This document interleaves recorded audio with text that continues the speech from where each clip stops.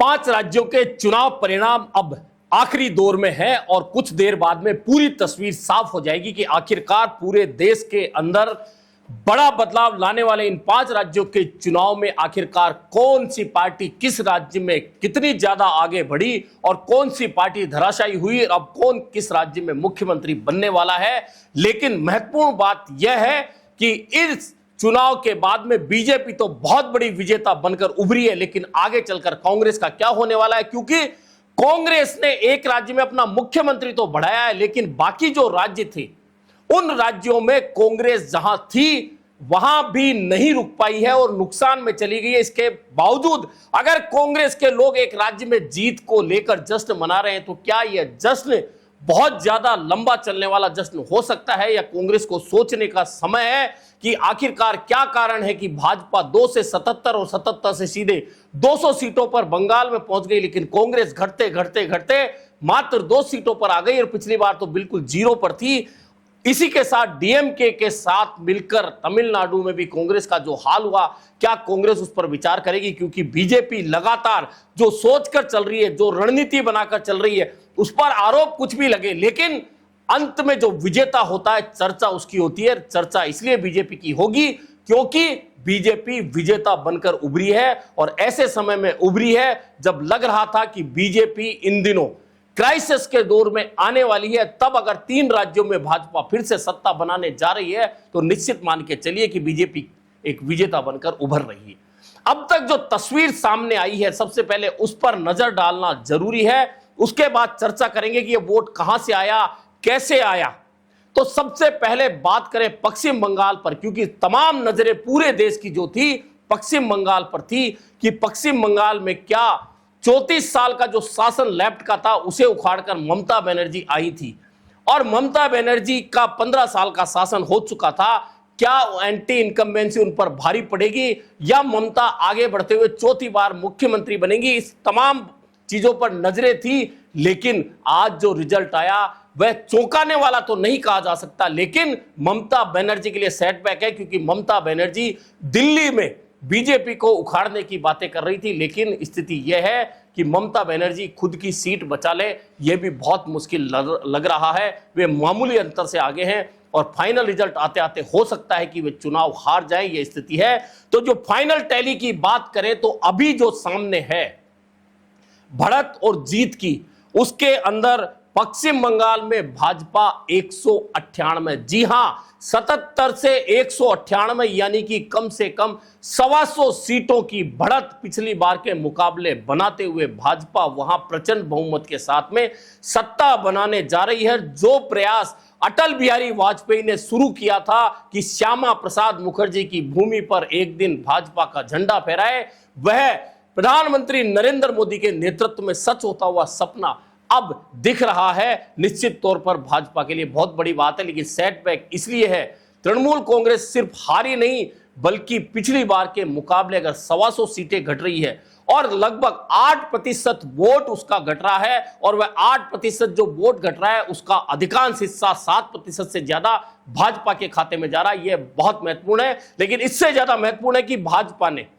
TMC को हराने के लिए जो 2 से शुरुआत की उसमें सबसे बड़ा योगदान कांग्रेस और कम्युनिस्ट का रहा। आप कहेंगे कांग्रेस और कम्युनिस्ट तो भाजपा विरोधी, हां भाजपा विरोधी है, लेकिन कम्युनिस्ट और कांग्रेस वहां कमजोर हुई तो उसका वोट जो टीएमसी में जाना चाहिए था भाजपा के विरोध में, भाजपा ने उस वोट को अपने खाते में लाकर खुद की मजबूत पैठ बनाई। और आज स्थिति यह है कि बंगाल में 198 सीटों का आंकड़ा अभी जो है भाजपा के पास दिख रहा है और 89 मात्र 89 सीटों पर ममता बनर्जी समट चुकी हैं और 2 सीटें कांग्रेस पिछली बार 0 पे थी, इस बार 2 सीटों पर नजर आ रही है। यानी कुल मिलाकर यह स्थिति है पश्चिम बंगाल में उलटफेर करते हुए बीजेपी ने वह सपना पूरा कर दिया है जो वह पिछले 20-25 सालों से देखती आ रही थी। अब आगे चलकर क्या होगा, आगे चलकर तस्वीर क्या उभरेगी वह अलग बात है, लेकिन आसाम में प्रियंका गांधी को जिम्मेदारी दी गई थी, गौरव गोगोई को चेहरा बनाकर विधानसभा चुनाव लड़ाया गया था, लेकिन वहां कांग्रेस 20 सीटों के आसपास अटक रही है। और भाजपा 100 सीटें पार करती जा रही है, यानी कि लगातार 15 साल में भाजपा का शासन वहां मजबूत होता जा रहा है। यह दो राज्यों की स्थिति, इन दो राज्यों की स्थिति में एक समानता है। समानता यह है कि विपक्ष के आरोप हैं कि परिसीमन में गड़बड़ी की, एसआईआर में गड़बड़ी की, हिंदू मुस्लिम किया, यह आरोप लगाते रहिए, लेकिन बात वही है कि जो विजेता होगा चर्चा उसकी होगी। राजनीति में यह सब कुछ चलता है, चलता रहेगा। आप इस पर चर्चा करते रहिए, मत करिए, लेकिन हमेशा बात उसकी होगी जो विजेता बनकर उभरेगा। जो सत्ता में है वह साम दाम दंड भेद अपनाएगा, और वही अपनाकर भाजपा, और सबसे बड़ी बात भाजपा इससे भी ज्यादा, भाजपा ने साउथ में पुडुचेरी जैसे छोटे राज्य में कदम जमा दिए और वहां भी भाजपा का मुख्यमंत्री बनने जा रहा है। यह एक और इंपॉर्टेंट बात है, और यह इसलिए इंपॉर्टेंट है कि भाजपा जिस रणनीतिक तैयारी के साथ चुनाव मैदान में उतरती है वैसी तैयारी कोई नहीं करता। इधर केरल में कांग्रेस की 10 साल वापसी हो रही है, 10 साल के बाद में, और वापसी बहुत शानदार हो रही है। 140 में से अगर कांग्रेस 102, 103 के आंकड़े पर पहुंचती दिख रही है तो निश्चित तौर पर कांग्रेस के लिए यह राहत की बात है। लेकिन सिर्फ केरल को जीत लेना, वह भी तब जब यूडीएफ और एलडीएफ का मुकाबला है, तीसरा कोई भी विकल्प मतदाताओं के पास नहीं है, तब कांग्रेस जीत रही है। जिस राज्य में अगर कांग्रेस के अलावा कोई विकल्प नजर आता है मतदाताओं को, तो उस राज्य में वह मतदाता कांग्रेस के विकल्प को ढूंढता है, कांग्रेस के पास नहीं रुकता। यह बहुत महत्वपूर्ण बात है। ऐसे में कांग्रेस केरल में सरकार बनाने जा रही है, इसलिए खुश तो हो सकती है, लेकिन यह खुशी उसे इसलिए मिली है कि वहां एलडीएफ के अलावा तीसरा कोई विकल्प नहीं था।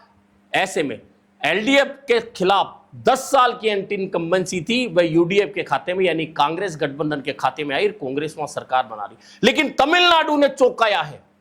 तमिलनाडु में किसी को कोई अंदाजा नहीं था कि डीएमके इस तरह से हट जाएगी।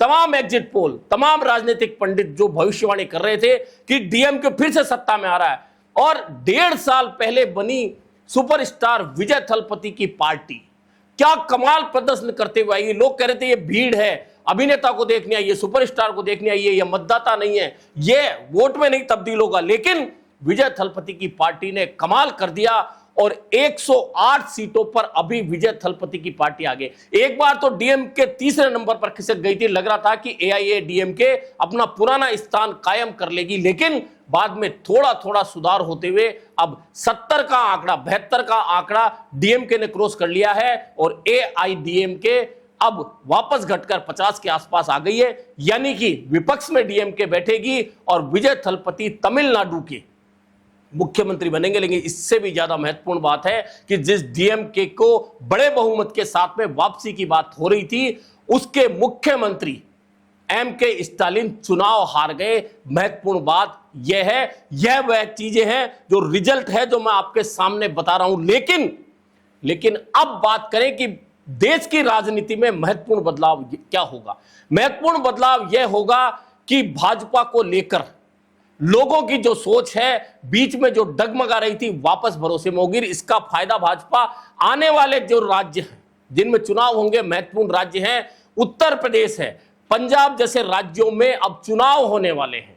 और निश्चित मानिए जो पार्टी इस तरह से जीत कर आती है 5 में से 3 राज्यों में, अब यह देख लीजिए कि नॉर्थ ईस्ट, बंगाल से शुरू हो जाइए, बिहार, बंगाल, उड़ीसा, आसाम और नॉर्थ ईस्ट में तमाम जगह पर भाजपा का कब्जा हो गया है। उत्तर भारत में भाजपा का कब्जा है, पश्चिम में भाजपा का कब्जा है, और दक्षिण में सिर्फ पुडुचेरी में वह प्रवेश कर गई। हालांकि बड़ा राज्य भाजपा के पास नहीं है, लेकिन इसका मतलब यह भी नहीं कहा जा सकता कि भाजपा अब वहां नहीं घुसेगी। भाजपा ने अपनी घुसपैठ वहां बना ली है। इसका असर पूरे देश, एंटायर हिंदुस्तान की राजनीति में पड़ेगा। अब कांग्रेस की बात करें तो कांग्रेस की स्थिति, भले ही कांग्रेस ने 3 से बढ़ाकर 4 राज्यों में अपना मुख्यमंत्री अब बनाने की तैयारी कर ली है, 4थे राज्य में उनका मुख्यमंत्री बन रहा है, लेकिन कांग्रेस को यह सोचना पड़ेगा कि वह पूरे देश में अपनी उपस्थिति तो दर्शाती है, लेकिन वह भाजपा को हराने में नाकामयाब है। अगर वह केरल में भी जीती है तो वह एलडीएफ के खिलाफ जीती है, वहां भाजपा के खिलाफ नहीं जीती है। और कांग्रेस जब तक भाजपा को नहीं हराएगी तब तक वह पूरे देश में उभरकर दोबारा नहीं आ सकती। और इसके पीछे कांग्रेस की रणनीतिक भूलें हैं। रणनीतिक भूलें राहुल गांधी की है। राहुल गांधी का नाम मैं इसलिए लेता हूं कि Rahul Gandhi part time politics करते हैं। अब पश्चिम बंगाल में देख लीजिए, कांग्रेस के हाथ में क्या आया, 2 सीटें, बाकी जगह कहीं 700 वोट आ रहे हैं, कहीं 1000 वोट आ रहे हैं, कहीं 4000 वोट आ रहे हैं।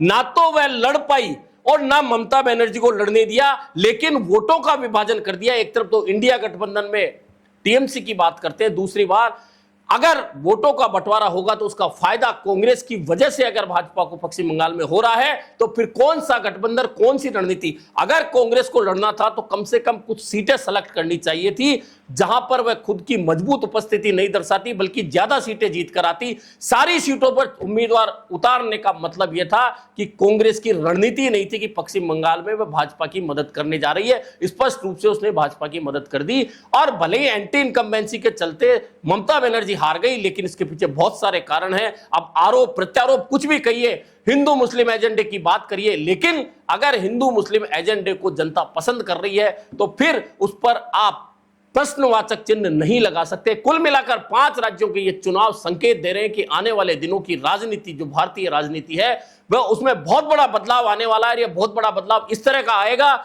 जिसमें भाजपा को रोक पाना शायद फिलहाल इंडिया गठबंधन के दलों के लिए तो संभव नहीं लगता। हो सकता है कि जब बाकी राज्यों में चुनाव हो उस समय की परिस्थितियां कुछ ऐसी हो जाए, कुछ घटनाक्रम ऐसे हो जाएं कि भाजपा को कहीं नुकसान हो जाए। लेकिन फिलहाल जो आज की स्थिति है, अब इन पूरे परिणामों को भाजपा पूरे देश में दिखाएगी। भाजपा जिस तरह का जश्न बनाती है वह कार्यकर्ताओं में उत्साह बढ़ता है। दूसरी ओर कांग्रेस सहित बाकी दल जीत भी जाते हैं तो उसे सेलिब्रेट नहीं करते, उत्साह अपने कार्यकर्ताओं तक नहीं पहुंचा पाते। और स्थिति यह है, जब कार्यकर्ता उत्साहित नहीं होगा तो वह पार्टी के लिए पूरी दमखम से काम नहीं करेगा तो वह पार्टी जीतने की कैसे सोच सकती है। ऐसे में भाजपा को 5 राज्यों में से 3 राज्यों में मिली विजय निश्चित तौर पर पूरे देश की राजनीति में बड़ा बदलाव लाएगी। और इधर कांग्रेस भले ही केरल में सत्ता बनाने जा रही है, लेकिन बाकी राज्यों में उसके जो हालत हुई है, खासतौर पर आसाम में उसकी जो हालत हुई है, प्रियंका गांधी को उतारने के बावजूद, गौरव गोगोई को चुनाव लड़ाने के बावजूद, तो कांग्रेस को सोचना पड़ेगा कि आखिरकार वह रणनीतिक रूप से कहां गलती कर रही है। और जहां गलती करी इस बारे में हम कल चर्चा करेंगे पूरी, कि आखिरकार राहुल गांधी की वे कौन सी गलतियां हैं जो कांग्रेस को भारी पड़ती जा रही है। अभी के लिए इतना ही, फिर मिलेंगे नए मुद्दे पर चर्चा के साथ।